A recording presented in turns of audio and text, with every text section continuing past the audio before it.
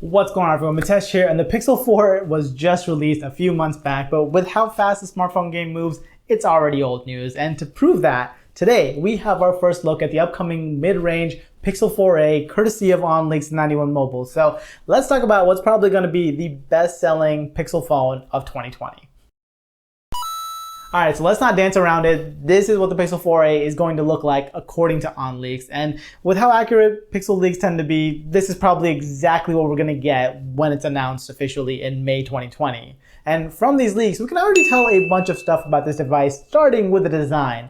It's changing this year, and surprisingly, it's not going to look anything like the Pixel 4 that just came out. This year, we're getting a hole punch notch and no forehead or chin. Now, to me, this looks super clean compared to that big forehead and no chin combo of the Pixel 4, but I know some of you out there will still hate this design, mainly because it is still a notch. For me personally, I think it looks good, but do let me know what you guys think down in the comments below. Now, this thing looks like a departure from the Pixel 4, and that really has some implications. For one thing, we aren't going to get secure face unlock on this phone since there's no room for the sensors at all. And it likely means we also won't get the Sony radar sensor that came out with the Pixel 4. Now, that's two big headlining features of the Pixel 4 that aren't coming to the Pixel 4a. And honestly, to me, it's a kind of a strange move. It just makes the Pixel line a little bit inconsistent, but you know, after you think about it and really think about what it takes to develop a budget phone, these are definitely the two features that I would have cut first. Now, one thing that I'm hoping we do keep is that 90 Hz display, but as of right now, we don't really have any information on that, so we'll just have to wait and see when we get a little bit more leaks out about this device.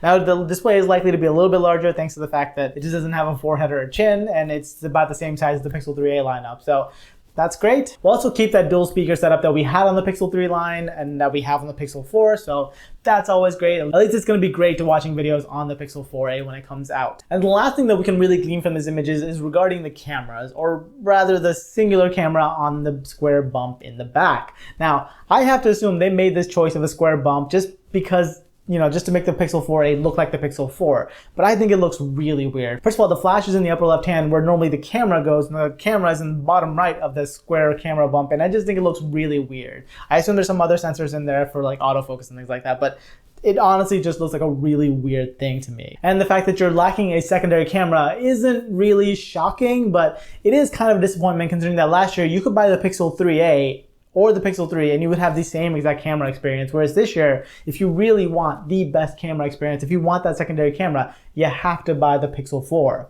So this year, people just won't tell you that, hey, the Pixel 4a has the same camera as the Pixel 4, just buy the Pixel 4a to save yourself some money.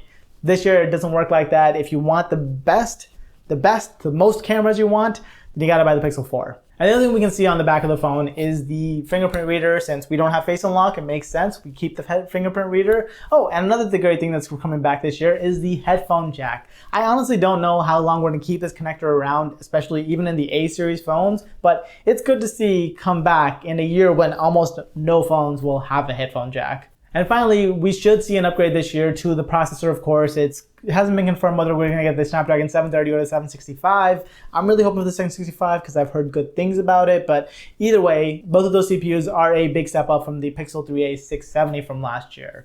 Now, in terms of RAM, we're likely to keep that 4 GB that we had last year. I'm really hoping that they do step it up to 6 GB like they did with the Pixel 4, but I'm just a little doubtful they're going to do that for the mid-range device. And of course, in terms of storage, we're going to get 64 GB of base storage because that's what Pixel phones start at. And I'm really hoping they at least offer 128 GB storage for those people that want it. But yeah, that's pretty much it for the leaks for now. We'll definitely probably get more before the device is released, and I'll definitely be making more videos about them. So make sure you guys subscribe so you guys don't miss out on those new videos.